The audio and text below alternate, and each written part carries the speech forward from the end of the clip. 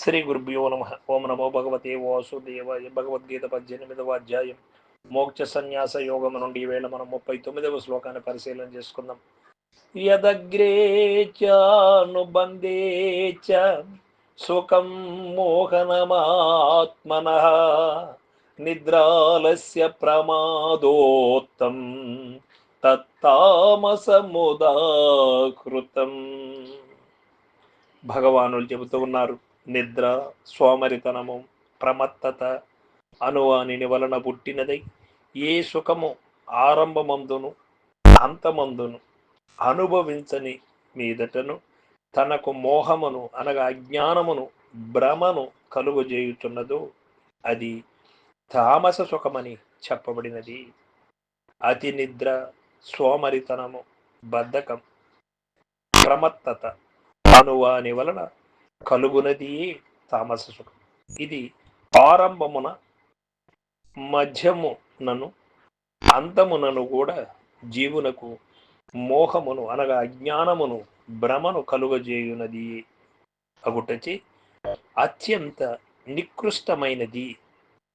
ఇది జీవుని అజ్ఞాన కోపమున ఇంకను అధికముగా త్రోసివేయునది ఎగుటచి మహాప్రమాదకరమైనది ఎగును. కావున అతి నిద్రతోను సోమరితనముతోను కూడి అమూల్యమగు ఈ మానవ జీవిత కాలమును వ్యర్థముగా గడపి వేయువారు సంసార దుఃఖ సౌద ప్రాంగణమున అడుగిడిన వారి ఎగుదురు.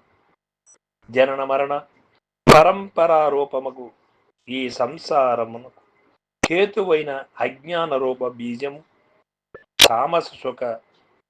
తామస సుఖావలంబములందు నశింపకయేయుండి ఇంకను బలపడుచుండును. కావున అట్టి సుఖము అత్యంత ప్రమాదజనకమైనది ఎగుటచే సర్వదా త్యాజ్యమే యగును, దాన్ని త్యజించవలసినది.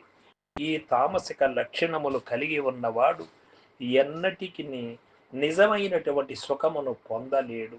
ఇది వాస్తవం. తామసిక లక్షణములు విద్యార్థి దశలో అందరూ కష్టపడి చదువుకుంటూ ఉంటే ఒక పిల్లవాడు నిద్రపోతూ ఉంటాడు సుఖంగా. అది సుఖం అనిపిస్తుంది అప్పుడు, కానీ కొంతకాలానికి అది విపరీతమైన బాధ కలుగుతుంది. కష్టపడి చదివినటువంటి సాత్విక లక్షణముతో మంచి మార్కులతో పాస్ అయ్యే వాళ్ళు ఉత్తీర్ణులవుతారు. ఈ తామసిక లక్షణం అజాగ్రత్త, నిద్ర, మరుపు ఇది కలిగి వ్యర్థం చేసుకున్న వాళ్ళు జీవితకాలం దుఃఖపడవలసి ఉంటుంది. అదే విధముగా ఈ ఆధ్యాత్మిక రంగంలో కూడా సాధన యందు గురు పరంపర చెప్పినటువంటి సత్యవాక్కుల యందు నిర్లక్ష్యము చేసి పెడచెవిన పెట్టి పొరబాటున ఈ దేహ సుఖములకు లోనై జీవించినటువంటి వారికి దుఃఖము తథ్యం. దీనిలో అనుమానం ఎంత మాత్రము కూడా లేదు.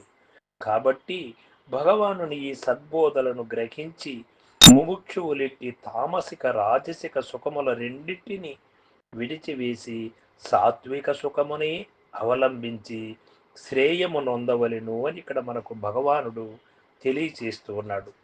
తామస సుఖము యొక్క లక్షణములు ఏమిటి అంటే విపరీతమైనటువంటి నిద్ర, సోమరితనము, ప్రమత్తత, అప్రమత్తతను లేకుండా ప్రమత్తత కలిగి ఉండడం. వీని వలన కలుగు నదియు ఆరంభమున అంతమున అనుభవానంతరమున కూడా తనకు మోహమును భ్రమను అజ్ఞానమును కలుగుజేయునదియు అగు గుణము తామస సుఖము. ఆ యొక్క సుఖము తామస సుఖము. తామస గుణం వలననే ఈ తామస సుఖానికి అలవాటు పడతారు. ఈ తామసిక సుఖం ఎన్నటికీ కూడా మంచిది కాదు అని ఇక్కడ మనకు తెలియబడుతూ ఉంది. నిద్ర, సోమరితనం వీనిని ముందు జయించవలెను. కాబట్టి ఈ సత్వాది త్రిగుణములతో కూడి ఉండని వస్తువి ముల్లోకములందును ఏదియు లేదని వచించుతున్నాడు భగవానుడు. 40వ శ్లోకం రేపు తెలుసుకుందాం. సర్వం సద్గురు పాదార్పణమస్తు. జై గురుదేవ.